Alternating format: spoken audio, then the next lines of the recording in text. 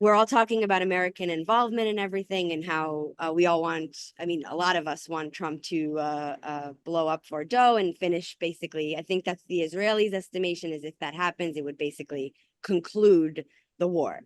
I think, from what I know, when Israel set out to do this operation, they already gave about a 2-week time frame for themselves. So the fact that Trump is now saying he's waiting 2 weeks, I think that maybe Israel knows, is in is notified of his plan and notified of like the fact that he wants to negotiate and is giving them that 2-week period. And then at the end, he's going to decide if he's going to use the B-52, whatever. My question is, I heard rumors of a plan B, which would be basically Israeli boots on the ground, kind of like a Navy SEAL type of, incursion, and I don't know what we're going to call it, but that's what I hear. So how plausible is that to be, let's say, the plan B if plan A doesn't go according to plan? Just to clarify your question, Haley, do you mean like the Israeli troops, to be troops on the ground, trying to take down Fordow and other sort of nuclear facilities? Is that what you mean? I think so. Yeah, she's muted. But yes, I think I believe that is what she's. Yeah, to actually effectively go in and take out Fordo, because I think we can all agree that if they don't do that, the nuclear program is going to continue.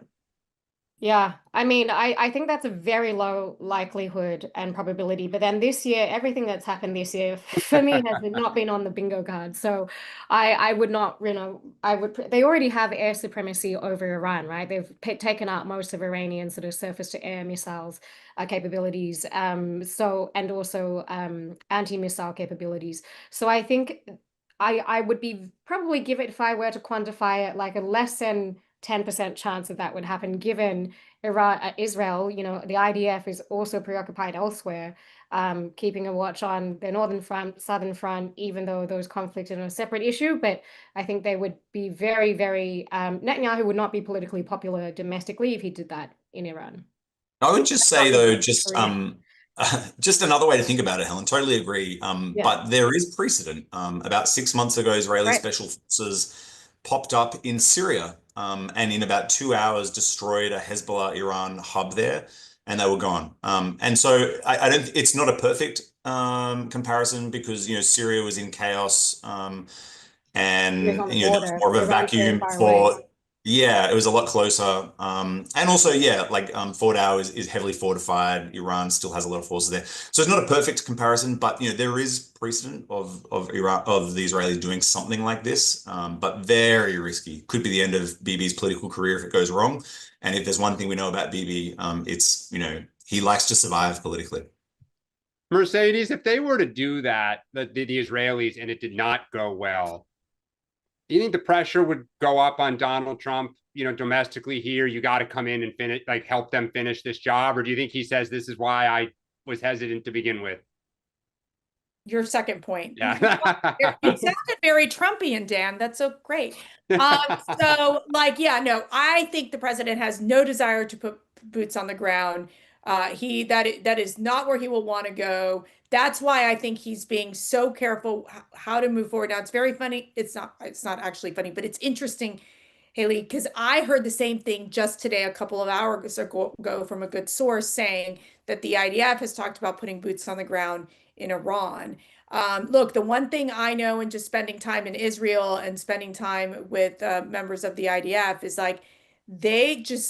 they're so unafraid. They just will fight till the death. I mean, there is no, I think Americans, when you hear the siren and I was in Jerusalem, I hear the siren, and, we were at someone's house and okay, we got to go to the bunker. You freak out. You're just kind of like, what? We don't see this in America, right? In Israel, they are so used to this that when you talk to the Israelis and the trauma that, you see those people in southern Israel, what they experienced on October 7th, and you just wonder how they function every day. So I do believe like they're just fearless. Like they are just fearless. But I agree, Dan. I just don't see how President Trump would even consider putting boots on the ground in Iran. But I do think it brings up a really interesting point that I do hope that the administration, while we're not talking regime change, we should be very involved in really crafting, like helping build that government. And I know like the Trump administration does not want to get anything anywhere near nation building.